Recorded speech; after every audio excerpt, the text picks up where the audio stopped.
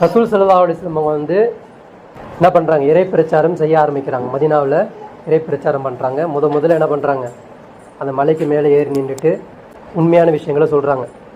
நான் எனக்கு பின்னாடி ஒரு படம் வருதுன்னு சொன்னால் நீங்கள் நம்புவீங்களான்னு கேட்குறாங்க. அது எவ்வளோ பெரிய விஷயம். அது ஒரு படம் திரண்டிட்டு வருது, நம்மளாம் ஜாக்கிரதையாக இருந்தோம், அவங்கள எதிர்கொண்டு நிற்கணும் அப்படின்னு நான் சொன்னேன்னா நீங்கள்லாம் நம்புவீங்களா நம்ப மாட்டீங்களான்னு கேட்கும்போது என்ன சொல்கிறாங்க மக்கள்? ஏன் அப்படி சொல்கிறாங்க? ஏன்னா ரசூல் ஸல்லல்லாஹு அலைஹி வஸல்லம் அவங்க உண்மையாளராக பார்த்தாங்க. இவர் பேசினா போய் பேச மாட்டார், இவர் ஏமாற்ற மாட்டார், இவர் மோசடி செய்ய மாட்டார், அமானிதத்தை பேண மாட்டார், இவர் வாய் சுத்தம் கிடையாது, கை சுத்தம் கிடையாது, இப்படின்ற மாதிரிலாம் பார்க்கல. ஏன்? எல்லா துறையிலுமே ரசூல் ஸல்லல்லாஹு அலைஹி வஸல்லம் எப்படி இருந்தாங்க? க்ளீனாக இருந்தாங்க. சரிங்களா?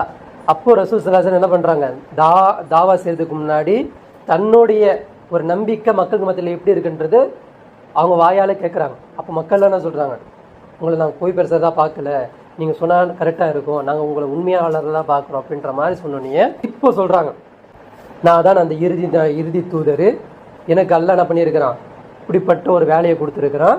இந்த மதீனாவில் இந்த மாதிரி மோசடிலாம் நடந்துக்கிட்டு இருக்குது. மேல் ஜாதி கீழ் ஜாதின்ற மாதிரி, கீழ் மட்டம் மேல் மட்டம்ன்ற மாதிரி, பணம் முழுக்க வந்து ஒரு பணக்காரன் கட்டியே சுற்றிக்கிட்டு இருக்கிற மாதிரியும், இதெல்லாம் அடிமைத்தனமாக இருக்கிற மாதிரியும் இது எல்லாம் இருக்குது. இதெல்லாம் ஒழிப்பதற்கு அல்லாஹ் என்ன பண்ணியிருக்கிறான், என்னை தூதராக்கி இருக்கிறான். இந்த காபத்துல்லாவுடைய நிர்வாகமும் சரி, இங்கே இருக்கக்கூடிய அனைத்துமே என்ன பண்ணிடுங்க, அல்லாஹ் கிட்ட ஒப்படைச்சிருங்க, அதற்கு என்னை தூதராக ஏற்படுத்திக்குவோன்றதான் ஃபர்ஸ்ட் தாவா வைக்கிறாங்க.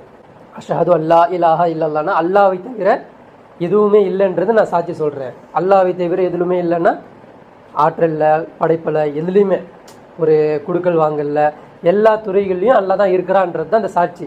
இதை என்ன ஆக்குங்கன்னு சொல்லும்போது ஃபஸ்ட்டு புறக்கணிக்கிறது ஒரு நாசமாக போனோன்னு, இதுக்கு தான் எங்களை திரட்டினியா அப்படின்ற மாதிரி அபுலாவே திட்டிட்டு போயிடுவார்.